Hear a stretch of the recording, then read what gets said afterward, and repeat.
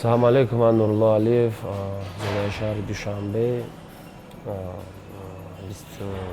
23 сола, ду карат чемпион ҷаҳон оид ба панкратион, як карат чемпион ҷаҳон оид ба морибои мехта, ду карат чемпион Осиё ба панкратион, як карат чемпион Азия ба байбоу самбо. Тӯли 6-7 сол шуд дар риштаи морибои мехта тамрин мекунам ва то ҳол ягон бохт надорам. Нурулло Табрик, шумо аввалин варзишгар аз Тоҷикистон ҳастед, ки ба ташкилоти маъруфи UFC шартнома имзо кардед. Ин шабу рӯзҳо ба чӣ кор машғулед? Ҳозираш ба тамринҳоро давом додистем, тамринҳоро бас накардем ва истироҳатам фаромӯш намекунем. Баъд аз 5 моҳ дар як рӯз як бор тамрин кардистем. ҳамихе командаи мо чӣ кард, ки бояд бадани ман вастанавӣ шавад. Баъд аз як ҳафтаи дигар бо тамринҳои пурраро сар мекунем. То индам чандин варзишгарони тоҷик талош карданд, ки ба UFC роҳ ёбанд, вале ноком шуданд.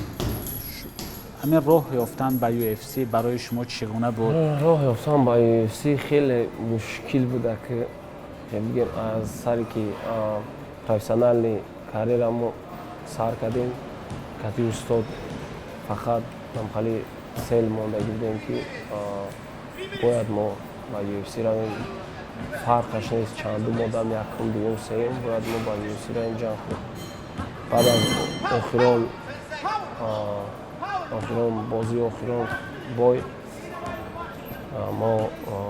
ба ман виза гирифтам, визаи амрикоро гирифтам, ба ма додам, ба амрико сафар кардам. Ба UFC дромадан хеле мушкил аст. Ман дар он ҷо фаҳмидам, ман ҳамқа ҳаракатҳо, ҳамқа чизо, менеҷерон ба мо 5 моҳ пас ваъдат медоданд, ки шуморо дар Dana White Contender 5 моҳ машқ, саҳару бегонӣ, диета, весро контрол карда ҳамқишдат кунем.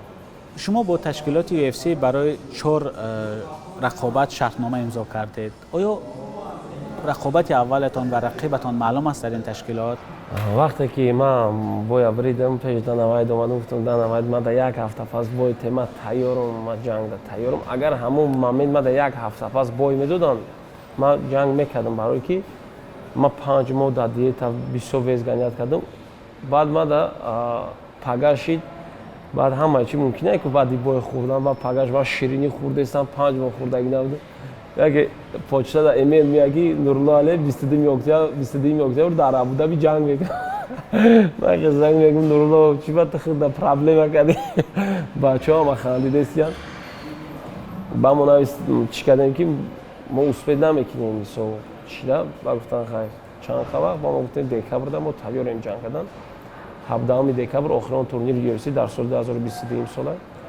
иншоалло ки ҳамон ҷо бояд бойтиям.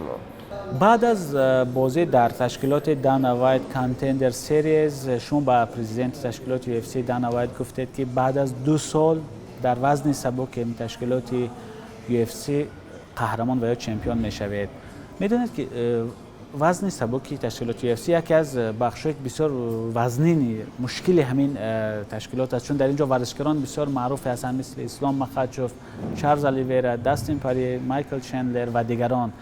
хуб, дар миёни инҳо шумо ба кадом тавонмандии худ бовар доред, ки метавонед ҳама инҳоро гузашта қаҳрамон шавед? вақте ман тамрин мекардам, ман ҳамхе ай састара намеган, ай пара хиёл мекардам, ки ва намешава иёр меган. Не ки вақте ки тамрин мекунӣ, вақте ки дар як зал машқ мекунӣ, ки чун спарринго да ту метавонишона зада, та худ уверенӣ мезанишона, чиба намешуда, чиба мо наметавонистем чемпион шуда, чиба авоям ду даст ду по, моям ду даст ду по. ҳамин худмонам авоям гӯчи. Просто камтар меҳнат ҳайвоя зиёд кардан дар кора. Сами главни меҳнат, уверенность. Я ман фикр мекунам ҳамая биридан мешавад.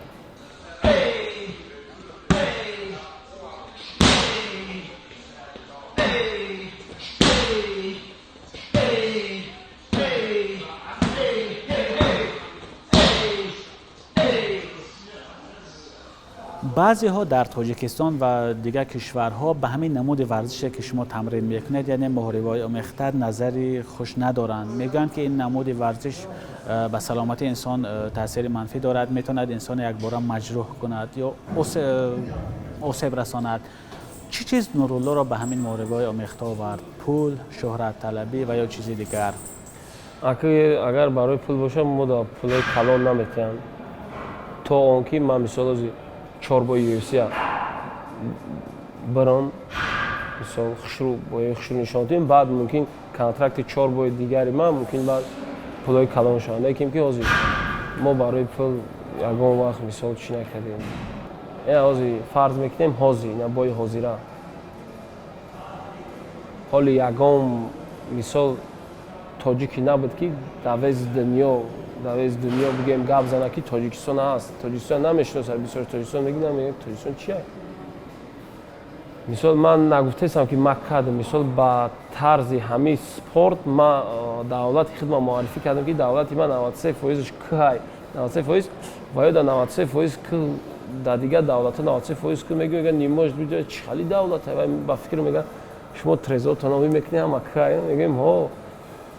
مثال با طرز همه سپورت ما مثال نشان دادیم که ما تاجیکستان ما هم خیلی قلب هم خیلی ناتسی هست که تاجیک مثال دما مثال خیلی MMA رو مثال دوست میدارم بلدیشکی میکنن. مثال پرچم گویا برداشتیم در بین قدر دولت در بین قدر ملت. ما همین خشم خرسندم. اما قبول دارید که ورزشی که شما مشق میکنید خیلی ریسک های زیاد دارد، خطرهای زیاد دارد؟ در استاتستیک بای بستر ولی ریت که случаи که آدم آسیب وزبین دیده باشه که مرده باشه بعد بای در اسپورت المپیکی که خطرناک نیست میگن در اسپورت بیشتر آدم مردگی چون در اسپورت بای بستر. البته برای ورزشی که شما تمرین میکنید مبلغ زیاد لازم است. اگر مخفی نباشد برای 5 ماهی که در امریکا آمادگی دیده چقدر مبلغ صرف کرده؟ مثال ماه 18 راسخود ما تا 8 تا مثال $10,000 هم بود برای که شما خیلی رفتگی میدونید چه خانه‌اش قیمته چه خوردنش قیمته. بعد من مثال خانه مثال همه چیز من خدمت نمی‌کردم. دیتالو گرفته بودم چند ماه پیش مثال خیلی. و این مبلغ از کجا پیدا کردید و یا یگان سرپرست دارید تا حال؟ نه من سرپرست ندارم. خانگی و برادران اکا دستگیری کردن.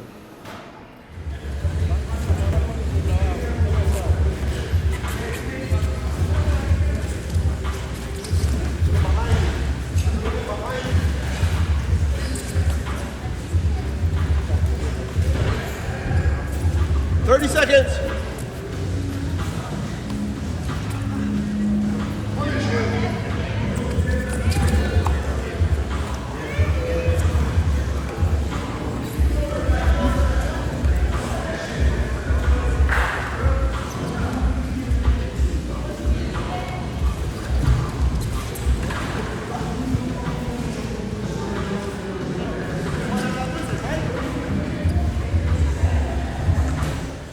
بعد از آمدن به تاجیکستان شما را در فرودگاه خیلی با تنتنه پیشواز گرفتند. آیا بعد از این همه یگان صاحبکار و یا اینکه یگان شرکت به شما کمک و یا تبلیغ پیشنهاد کردن یا نه؟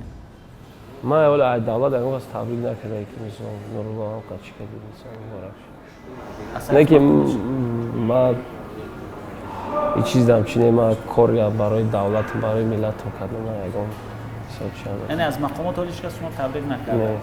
از صاحبکارا و شرکت‌ها هیچ کس به شما حداقل رکلام یا تبلیغ پیشنهاد نکرد؟ نه. بعد شما برای چی مثلا وقتی که دستگیر نیست یعنی اگر دستگیری نباشه شما چه دوام می‌کردید تا نهایت باز آمریکا می‌رسید؟ ما цел موندگیم در خدمت که من نسبتاً نشتا نسبتاً با یگان مشکلی و با یگان چیزا ما باید 2 سال پس چمپیون شوم یا که چی цели من که 2 سال پس اقلا ریتینگ دام باشم که ریتینگ کی مثلا ایم ریتینگ توپ 5 توپ 4 ҳар вақте ки UFC метавонад титулни бой монда мисол цели ман нисбатан ба ягон мушкиле бо адам целим дарам. شما حاضر اگر ما اشکارتر بگم یا به زبان خودتان برشتر بگم شما در میان گرگ‌ها افتیده هستید. گرگ‌هایی که همشون تشنه همون قهرمانی یا تشنه همون تیتول هستند. از یک طرف اونا بسیارشون سرپرست دارن، شرایط زیستشون از شما بهتر است. همین آینده خودتون چه خیلی می‌بینید حاضر؟ ممکن در بین اون گرگ‌ها ما گرگی کلانتر نه اگر انشاءالله همخی ساق سلامت یکونجا به تراوما همخی تمرینام چخیل کردیس همخی کردن گیرم ما همین خشیدم ولی میدونی چی خیلی یکم خیلی گپ گفتم گپم در یکون وقت نشده کلی مثال جواب نگفته باشم من گپ زدم ما با همون چیز ما به نیاد حرکت کردم هم گپ کردم من یک سال پیش گفتم که من UFC میرم یک سالی راه نگذشت من UFC رفت مثال من گفتم که من مثال چمپیون ارگانیزاسیون GFC شدم که از ایگل FC یک مثال چمپیون من بودم اونجا پای دستی من بود یکم وزن 70 کیلو بوی نگفتم که 20 آدم باور نمیکنه 2 سال پس ممکن که من برای پای از جنگ کنم ان شاء الله 20 آدم باور نمیکنه این چیز ده لیکن 20 آدم باور نمیکرد که من UFC من نمیدونم من خیلی 2 سال پس اینا با هم جمع ان شاء الله میشینیم با کمربند UFC اینطوری میکنیم. نورالله تشکر برای که وقت جدا کرده برای شما موفقیت خواهانیم. بیننده عزیز هم صحبت ما بودن نورالله علیف ورزشکار و اولین نماینده تاجیکستان در تشکیلات معروف UFC. تشکر که با ما بودید.